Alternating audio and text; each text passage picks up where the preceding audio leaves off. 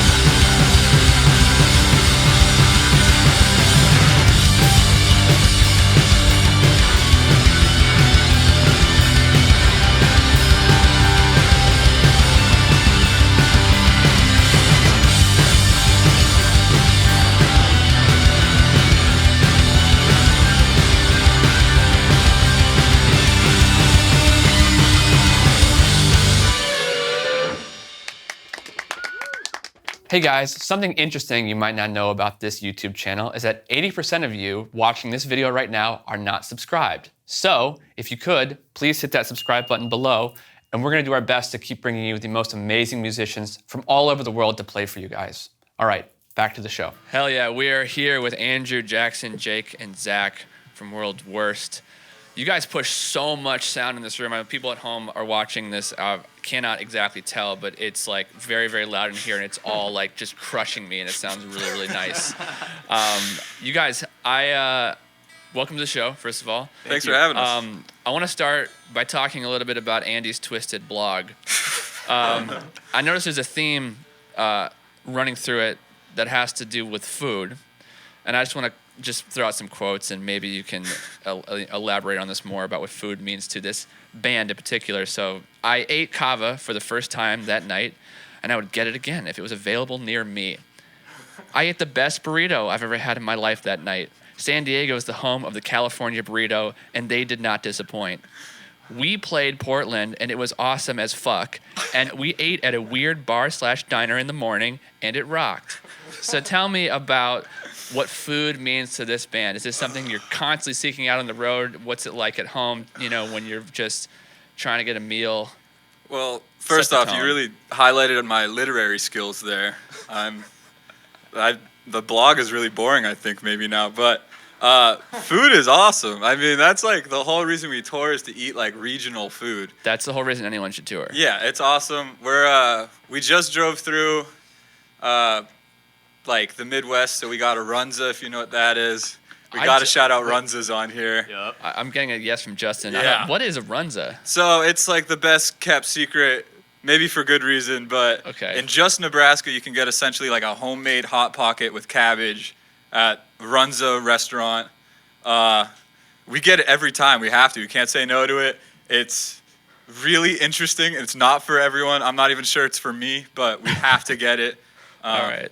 But yeah, that's one of the many hidden gems in America of regional food that you can try out. So I wanted to give a shout out. I used to run a food blog on Instagram, the Utah Food Club, where I would just like take pictures of like disgusting slop. Like I'd like take a burger and like punch it, like or just like dirty dishes, So you could say we're a bit of foodies, gourmands. Gourmands. Yes. Absolutely, absolutely. All right, well let's move on to the music, because that's why we're all here, right? So this record, American Muscle, is out. What was the writing process like for this for you guys? It just kind of happened over the course of like a year or two on and off the road. I feel like we kind of all worked together to flesh out some ideas. And then from there, with this record, we spent a month pretty much in our friend's basement.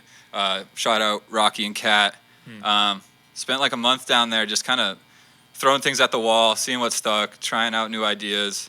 And yeah, it was really fun, really rewarding. I feel like we were maybe a little less...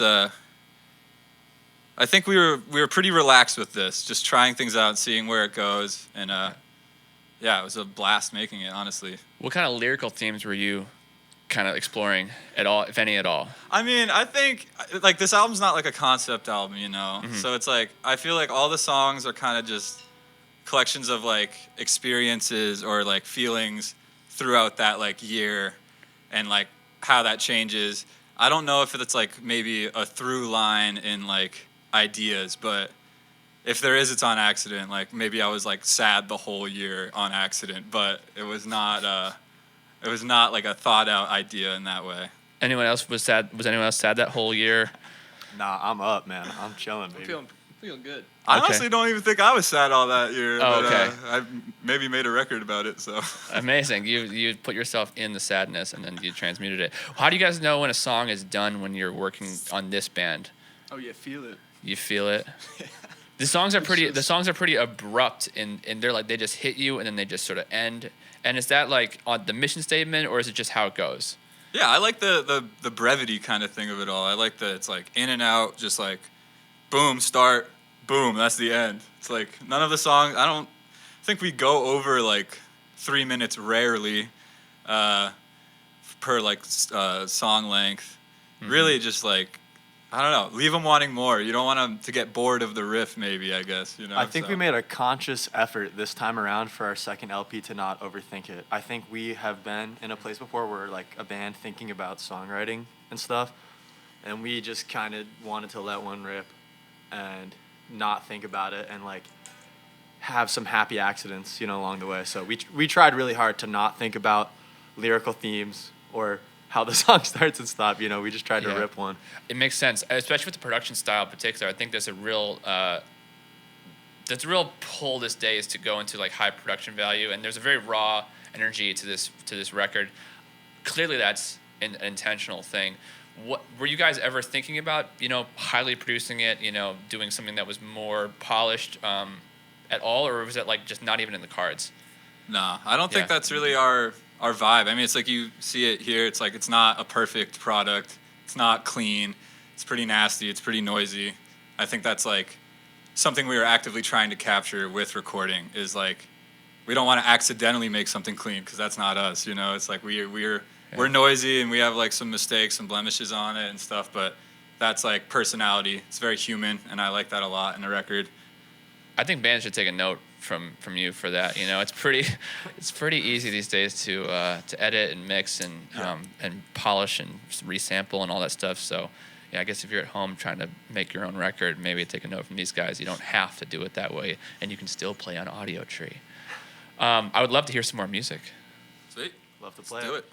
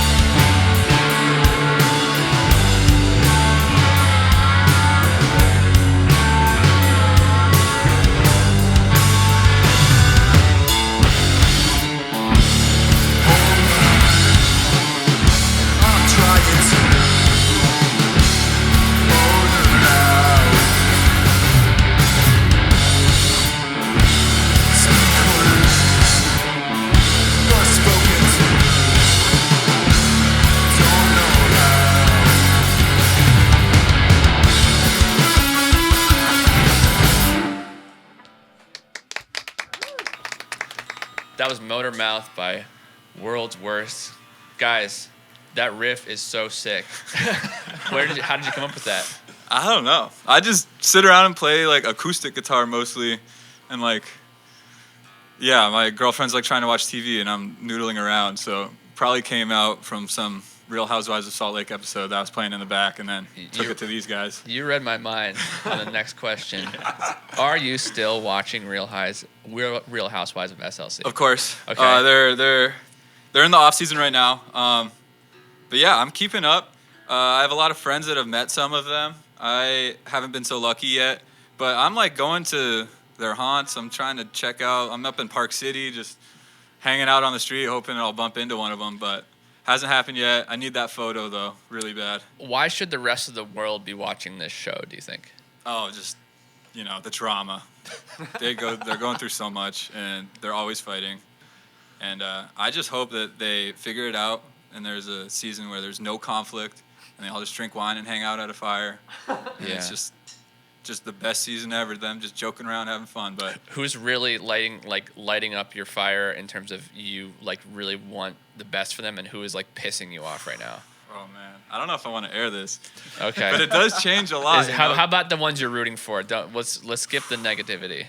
Honestly, like Mary Cosby won me over last season. Wasn't a big fan, but she's funny. Pretty much any time they get a camera in her face, she's saying something insane, and it's really awesome. Hell yeah. So I'm going with that. I need more screen time. Is everybody else up on this the way that he is? I don't watch it all, but my older sister, shout out Christine, is a huge fan, and she tweets about it a lot. Mm-hmm. So sometimes her and Andrew will discuss the goings on, but I live in like beautiful, peaceful ignorance.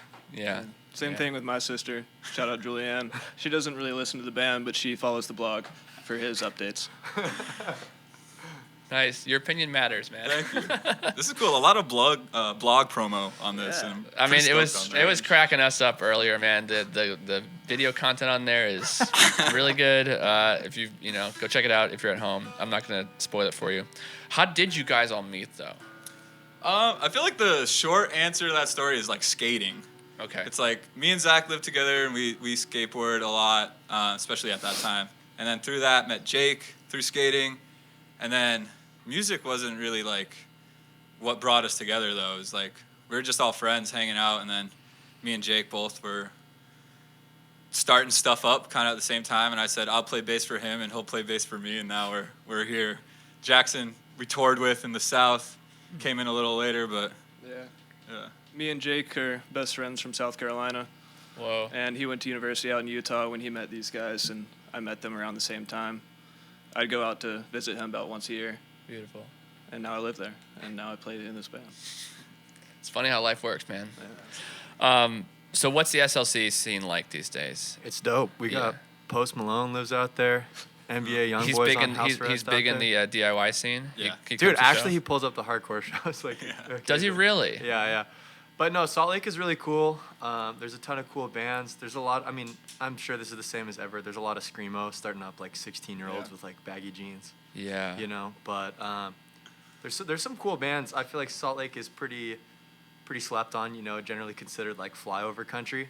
Yeah. Which is maybe kind of the way we'd like to keep it. You don't want it to turn into Denver. Right. But right. There's a lot of cool bands. There's a band called Levelor that's really sick. There's a band called Choir Boy that's from there that's like epic goats. We're all big Choir Boy fans here at Mm-hmm. Audiotree. So. Yeah. So speaking of the underground, I think that's an interesting topic to kind of discuss. Is like there's a lot of opinions about like when the underground becomes too mainstream and then it sort of ends up diminishing the actual purpose of it. Do you at all feel that that's becoming an issue in the SLC scene? Does the underground feel underground? Like for real? I feel like for the most part, yeah. I mean, there's like a few like bigger like Salt Lake bands that are like more pop oriented who have kind of broke through and gotten out, but Salt Lake feels like really sick. It's the scene is like really strong and it's really tight knit. I feel like when we started up, it's like we met so many people so fast that are like still our friends, still active. It's like really easy to like just immerse yourself in it. I feel like it's very supportive. Everyone's there for each other. Everyone's at everyone's shows and stuff. So it's really sick. It's a small city with a strong scene, I'd say. That's really cool to hear. Yeah, it's interesting when like the commodity of underground becomes like the driving force, and then suddenly the underground is not. It's flipped. Suddenly it's the mainstream, and I think we're seeing that with like a lot of rock and metal happening right now, where the bands that I grew up listening to, I'm sure many you grew up listening to, are now like being thrust into the limelight of like Jimmy Kimmel and like all these like big big festivals and stuff like that. Do you guys think about that at all with your music and the industry at all? Is it something that crosses your mind? Do you have opinions on it? I mean, I'm trying to sell out. I want a paycheck, man. Yeah, let's do Jimmy Kimmel. We'll do that later tonight. I don't know. We'll fly in. Yeah. But no, I mean, it's like, take it as far as you can take it, I suppose. It's like, playing music is fun. We're going to keep doing it until it's not fun, So I'm just going to, see how far it goes. Mm-hmm.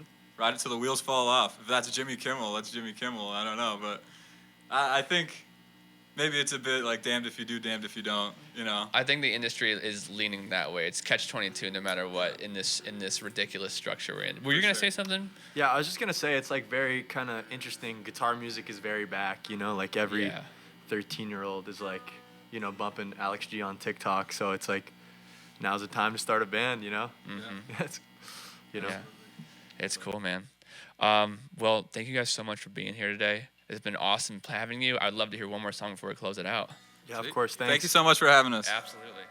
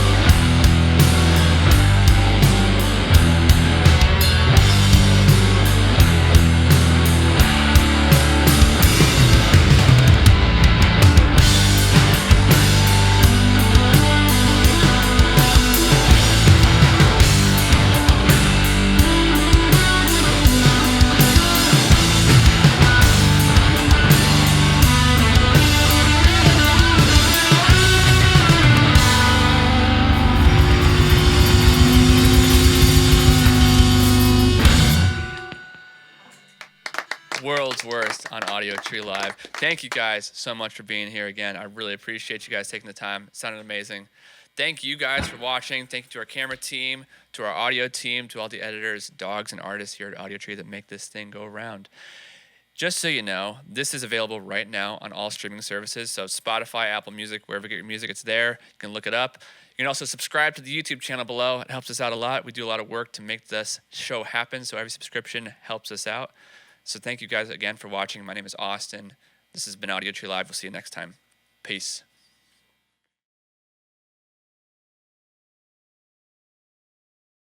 All right, so you guys want to do it for real now?